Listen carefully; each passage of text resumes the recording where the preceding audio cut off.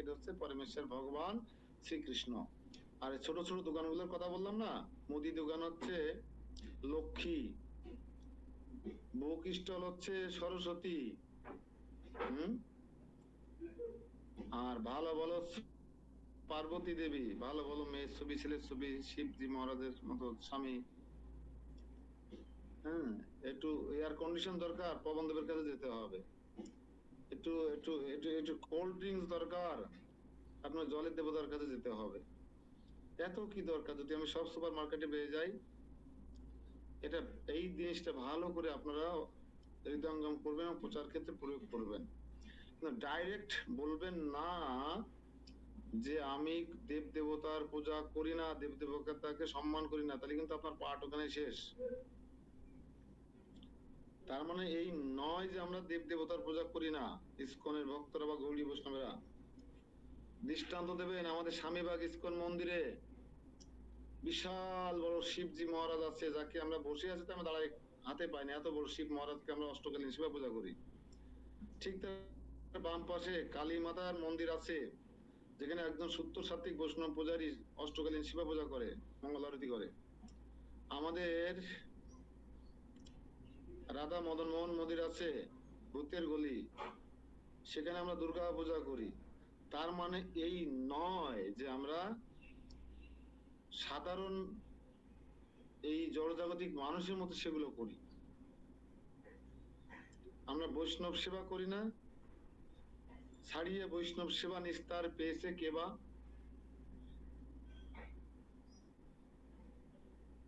জীবে দয়া নামে রুচি বৈষ্ণব সেবা নিয়াবই ধর্ম নাই সনাতন। এই জ্ঞানে আমরা শিবজি মহারাজ, পার্বতী দেবী, কালী মাতা সবাইকে আমরা সেবা করি। সেবা কি দিয়ে করি জানেন? ভগবান রাধা মাধব বা জগন্নাথকে যে ভোগ নিবেদন করা হয়, সেই ভোগের প্রসাদের থালা আমরা শিবজি মহারাজ বা কালী মাতা, দুর্গা মাতাকে এই প্রসাদ অর্পণ করি। যেখানে কোনো তন্ত্র মন্ত্রের দরকার হয় না কেন, এই প্রসাদের জন্য নারদ মুনি তপস্যা করেছিলেন, 10,000 বছর লক্ষ্মী দেবী সেবা করেছিলেন। এই প্রসাদ পাওয়ার জন্য শিবজি মহারাজ কৈলাসে গিয়ে বসে আছেন, নিরিবিলি তপস্যা করছেন, শুধু কবে একটু কৃপা পাবো। এই প্রসাদ না পেয়ে পার্বতী দেবী অগ্নি তপস্যা করে কান্নাকাটা করে সেই প্রসাদের পাওয়ার যোগ্যতা অর্জন করেছিলেন। সেই প্রসাদ যদি আপনি তার সামনে নিয়ে যান, সে খুশি হবে না অখুশি হবে? মহান খুশি হয়ে যাবে। কিন্তু আপনি ভগবানকে নিবেদন না করে যদি আগ বাতাসা নিয়ে তার সামনে ঠেলাঠেলি করেন, সে কখনো গ্রহণ করবে না, সে বৈষ্ণবী। হম, ভগবানকে না দিয়ে সে খাবে না। এই জন্য দেখবেন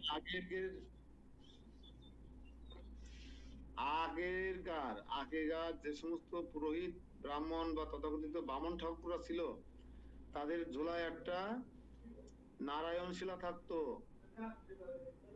তাদের ঝোলায় নারায়ণ শিলা থাকতো। কৃষ্ণপ্রভু মাতাজিকে একটু ক্লাস করতে বলবেন নিয়মিত, সারা দিন কাজ করবে, শুধু 1 ঘন্টা সময় থাকতে বলবেন, দরকার আগাতে গেলে দরকার 1 ঘন্টা সময় দিতেই হবে বাড়ি বসে। তো কি বলছিলাম,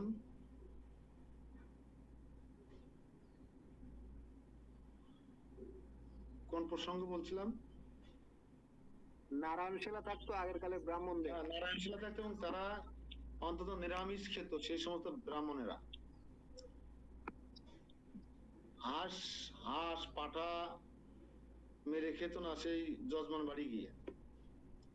আর তারা নারায়ণ শিলায় আগে পূজা করতেন, ভোগ নিবেদন করার আগে, মায়ের পূজা করার আগে নারায়ণ শিলার পূজা করে সেই দ্রব্য সামগ্রী অর্থাৎ পূজা করার পরে সেই প্রসাদী জিনিসপত্র মাকে অর্পণ করতেন। এখন নারায়ণ শিলা তো দূরের কথা, পকেটে হাত দেবেন, এখন তো জিন্সের প্যান্ট পরে যায় না পুরোহিতরা কালী পূজা লক্ষ্মী পূজা পড়াতে, পকেটে হাত দিয়ে দেখবেন ম্যাচ পাবেন আর একটা জিনিস পাবেন, কিন্তু নারায়ণ শিলা কোথাও পাবেন না খুঁজে। গ্যাস লাইট পাবেন, আর একটা জিনিস পাবেন, সেটা আমি আর বলতে চাচ্ছি না।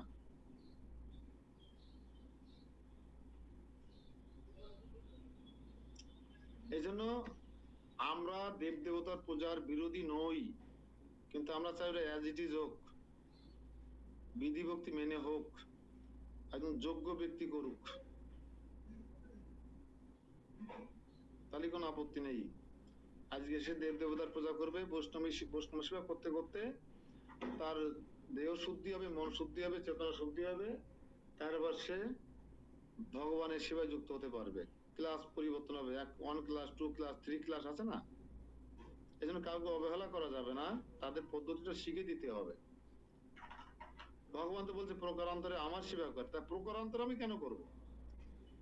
সুপার মার্কেটে গেলে তো যে সব পাওয়া যায়, তাহলে আমি কেন মুদি দোকানে যে লাইন দেব? কিন্তু এখানে বিকল্প আমি বলে রাখি, যদি আপনারা বিভ্রান্ত না করেন কাউকে, যে কোনো সময়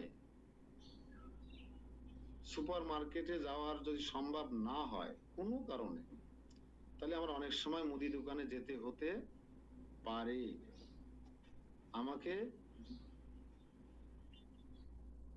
মেডিসিনের দোকানে যেতে হতে পারে। সেই ক্ষেত্রে এই সমস্ত দোকানে যাবো না বলে সংকল্প করা যাবে না। আজকে সুপার মার্কেট বন্ধ, কিন্তু আমার একটা জিনিস দরকার, বুঝা গেল বিষয়টা এরকম। আমরা এত কঠোর প্রচার ক্ষেত্রে গিয়ে দেখাবো না, তবে পদ্ধতিটা বোঝানোর চেষ্টা করব। আর দেখবো ওই একটা কথা, যদি আমরা সুপার মার্কেটে যে সব পাই, তাহলে আমরা চেষ্টা করবো সে সুপার মার্কেটে যাওয়ার জন্য। ডাইরেক্টলি আপনার প্রচার ক্ষেত্রে বলতে পারবেন না যে আপনার দেব দেবতা পূজা করবেন না, এটা কখনো বলবেন না। আপনি দুটোকেই বলবেন, কিন্তু আপনি ভগবানের যে গাছের গোড়ায় জল দিলে সমস্ত গাছ পরিপুষ্ট হয়, দেহের পাকস্থলীতে খাদ্য দিলে সমস্ত দেহ সতেজ হয়, তদ্রূপ পরমেশ্বর ভগবান থেকে যেহেতু সবকিছু সৃষ্টি উৎপত্তি, সেই উৎপত্তির উৎস রুট মূলে জল সিঞ্চন করলেন, অর্থাৎ ভগবানের শ্রীকৃষ্ণের সেবা করলে অনন্ত কোটি দেব দেবতা সহ সমস্ত জীবকুল পরিতৃপ্ত হয়। তাহলে আমি কেন শুধু শুধু স্পেসিফিক একজনকে পরিতুষ্ট করবো আর বাকিরা পরিতুষ্ট হবে না? আমি তো সবাইকে পরিতুষ্ট করতে চাই। তাহলে আমার ভগবান পরিতুষ্ট হলে সমস্ত জীবকুল প্রতি তার সমস্ত দেব দেবতা তো দূরের কথা, যে যেখানে যে ব্রহ্মাণ্ডে আছে সবাই খুশি হয়ে যাচ্ছে। তাহলে আমার এই সুযোগটা নেওয়া উচিত কিনা?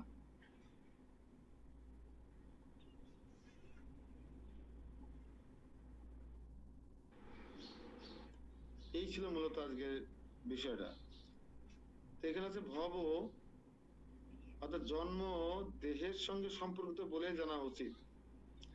জন্মটা দেহের সাথে সম্পর্ক, আত্মার জন্ম বা মৃত্যু হয় না, সেটি ভগবত গীতার প্রারম্ভেই আলোচনা করা হয়েছে 2য় অধ্যায়ে। জন্ম মৃত্যু জরা জগতের দেহ ধারণের সঙ্গেই কেবল সম্বন্ধ যুক্ত হয়। জন্ম মৃত্যু জরা ব্যাধি, এটার সঙ্গে আত্মার কোনো সম্পর্ক নেই। কিন্তু জন্ম মৃত্যু জরা ব্যাধি সম্পর্ক দেহের সঙ্গে।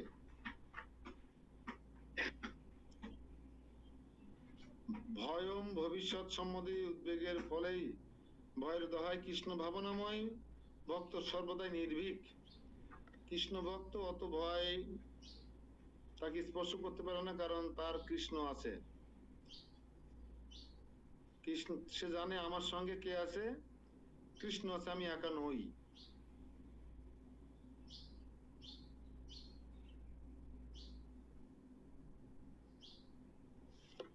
তাই কৃষ্ণ ভক্তরা মৃত্যুকেও ভয় করে না।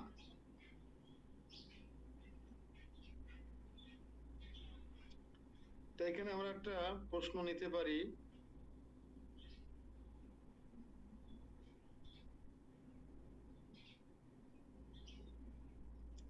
যে জন্ম মৃত্যু জরা ব্যাধি এর সম্বন্ধ কার সঙ্গে? এই জায়গাটা তাহলে স্মরণ আসবে আমাদের 4টে। আচ্ছা, আমাদের জীবনে, সরি আরো একটু বলে রাখি, জীবনের মূল সমস্যা কি, না সরি, জীবনের প্রকৃত সমস্যা কি এবং এর কার সাথে সম্বন্ধ, এটা বললে আমরা আরো একটু দূরত্বে আসতে পারবো। নারকেল গুলো এনে দিয়ে গেছে, তবে সব মেরে দিয়ে আসবে করে টাকা দেয় না কি সব হয়তো ঝামেলা দূর করো এইগুলো ই করো, এগুলো তুমি খালি খাবার খাওয়া যাবে। জীবনে আমরা অনেক সমস্যার কথা বলি যে আমারে বসতে দেয় না, একটা সমস্যা। আমি মন্দিরে গিয়ে ভালো করে প্রসাদ পেতে পারি না, একটা সমস্যা। আমার হাত ব্যথা করছে, একটা সমস্যা। কত সমস্যা বলি না, মেয়েটার একটা বাচ্চা হচ্ছে না। এই সমস্ত সমস্যা সমস্যা না। জীবনে প্রকৃত সমস্যা কি, প্রশ্ন লিখুন, উত্তর আমি দিয়ে দিচ্ছি। আর এই সমস্যাগুলো কার সাথে সম্বন্ধ, এই দুইটা পার্ট প্রশ্নের, ঠিক আছে? জীবনে প্রকৃত সমস্যা কি আর প্রকৃত সমস্যাগুলোর সম্বন্ধ কার সাথে।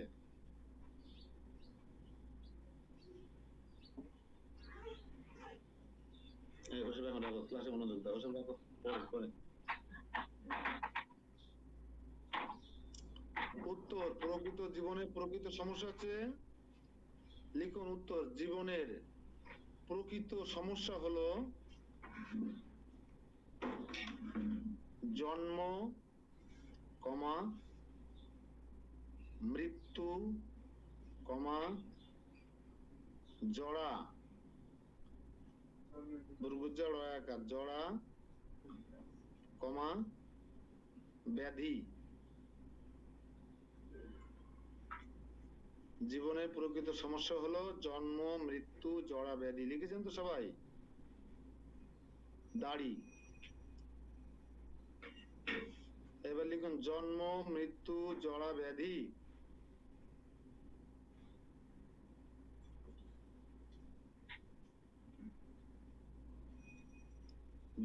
আবার লিখুন জন্ম, মৃত্যু, জড়া, ব্যাধি কেবল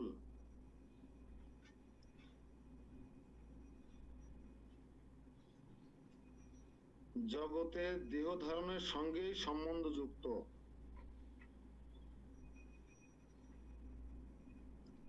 জন্ম, মৃত্যু, জড়া, ব্যাধি কেবল জগতের দেহ ধারণের সঙ্গেই সম্বন্ধ যুক্ত।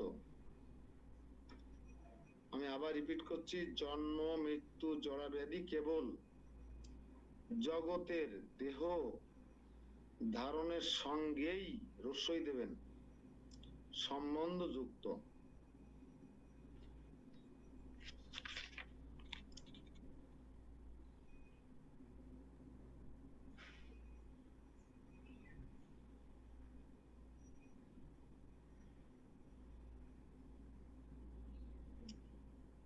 এখানে সুন্দর সুন্দর বিষয় আছে, আমাদের একটু আলোচনা করার দরকার ছিল। সম্মোহ দিয়ে শুরু হয়েছে। সম্মোহ অর্থাৎ সংশয় ও মোহ থেকে মুক্তি তখনই লাভ করা সম্ভব যখন দ্বিধা মুক্ত হয়ে অপ্রকৃত দর্শন সম্বন্ধে উপলব্ধি করা যায়। সম্মোহন কাকে বলে, লিখুন প্রশ্ন, সম্মোহ কাকে বলে? এই খাতা কলম ম্যানেজ করো, অনেক সুন্দর সুন্দর প্রশ্ন আসবে।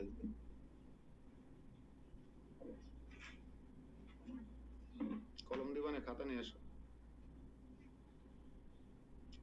প্রশ্ন, সম্মোহ কাকে বলে? যদি কেউ প্রশ্ন করে কি বলবেন?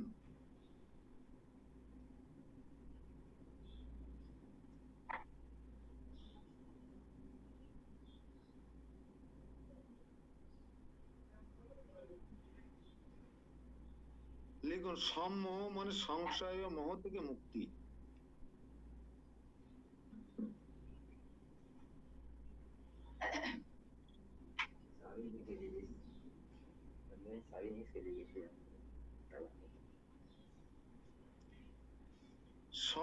সম মানে সংশয় ও মোহ থেকে মুক্তি। দাড়ি।